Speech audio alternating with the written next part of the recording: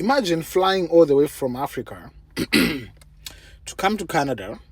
You get a job, you start paying taxes, you get a mortgage, you get a couple kids, and you're in a cycle. You can get out.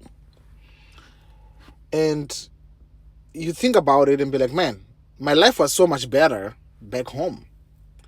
Now, I'm just in the middle class, or maybe actually below the middle class.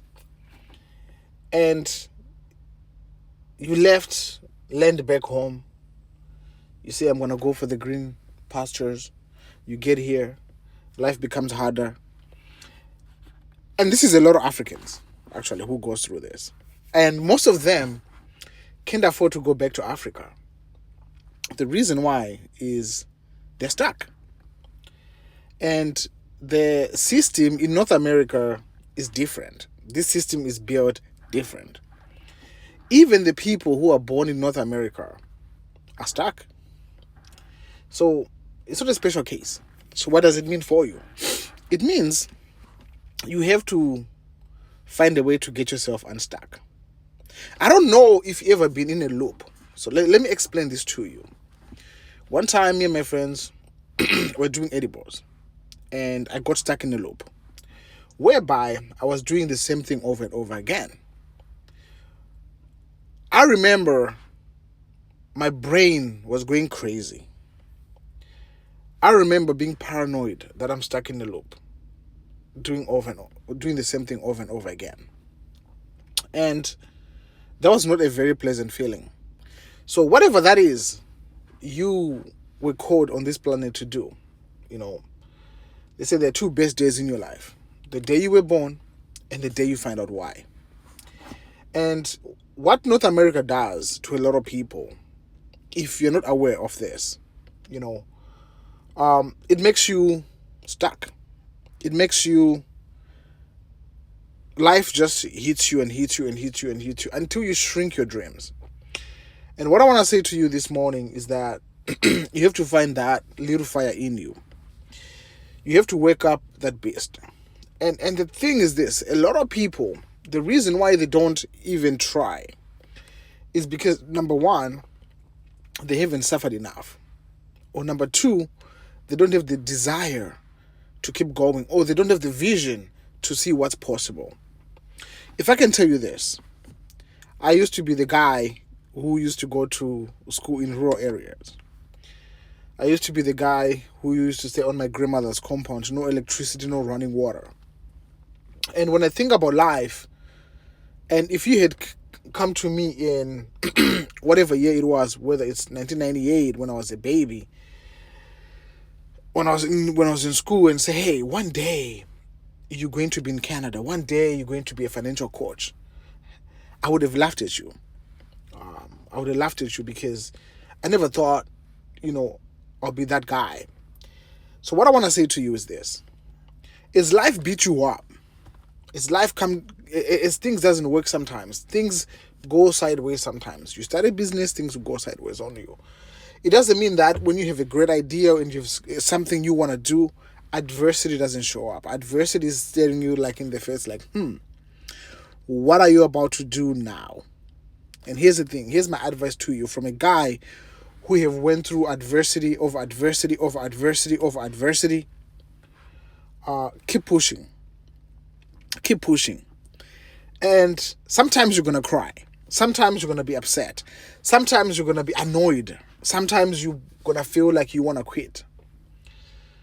If you keep pushing, you'll be glad you did.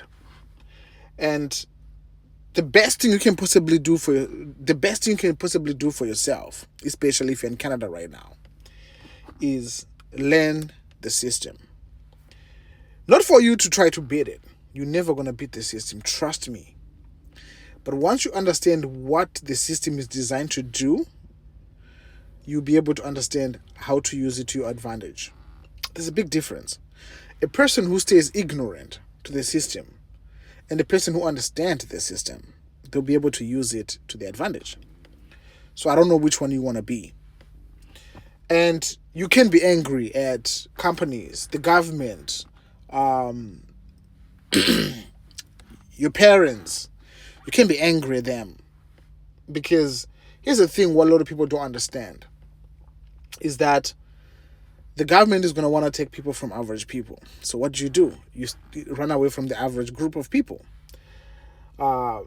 Taxes will be higher on an employee alone. So what do? You change your status to an entrepreneur. You find what are the wealthy people doing, and then you do the same thing. You don't stay there oblivious, worried and crying and be upset about the way things is, because that's the way things is. Get what I'm saying? So either you're going to get out there and do something extraordinary. If the doors are not opening for you, kick those suckers down. I'm telling you, kick them down. I have done so much kicking of doors, and I have opened some doors for myself which I never thought they would open. They would open. Trust me. There's some doors I kick down and say, I'm going to go through that door because that's my calling. I'm going to do it and do it and do it until... Here's the thing. The world... Here's the thing, guys. This world can blue tick you like WhatsApp. Can blue tick you like never existed. There's a billion and billion of people in this planet. Why do you want to succeed? Why is it that you want to go? Why is it that you have to succeed? Because you want it so bad than the other person. You want it. What if there's a million people who want exactly what you're looking for? You have to go harder. You have to grind harder. Let me tell you this. There's times I failed. I even came to a point where I was like, man, I gotta take my own life.